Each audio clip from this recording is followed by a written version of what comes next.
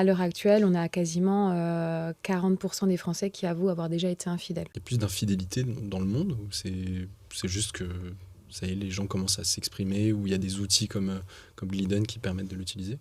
L'infidélité est en hausse, ça c'est clair, surtout auprès des femmes. L'infidélité féminine a été très faible dans les années 70.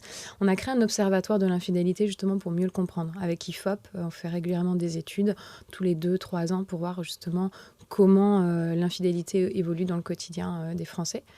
Et c'est vrai que depuis les années 70, il y a une vraie évolution. Là, à l'heure actuelle, on a quasiment 40% des Français qui avouent avoir déjà été infidèles. Donc c'est quelque chose qui prend de l'ampleur. Au niveau de l'infidélité féminine, c'est aussi que les femmes, à l'heure actuelle, elles ont moins à perdre, dans le sens, même si elles se faisaient prendre et qu'elles devaient divorcer, elles ont moins à perdre, qu'elles sont indépendantes financièrement, elles peuvent finalement s'assumer sans forcément un homme à côté.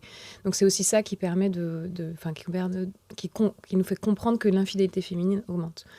Quand il y a des récessions économiques aussi, l'infidélité augmente parce que le divorce c'est pas une option qu'on envisage plus en fait. Quand il y a des coûts financiers en jeu, on préfère finalement tromper plutôt que de prendre le risque de divorcer. Mais vous avez construit une relation depuis 15 ans avec votre mari, vous l'aimez vraiment, mais c'est une autre forme d'amour finalement, c'est plus une forme de loyauté et d'attachement. Et il va juste manquer ce côté piment dans votre couple en fait. Et on va pas divorcer juste à cause de ça.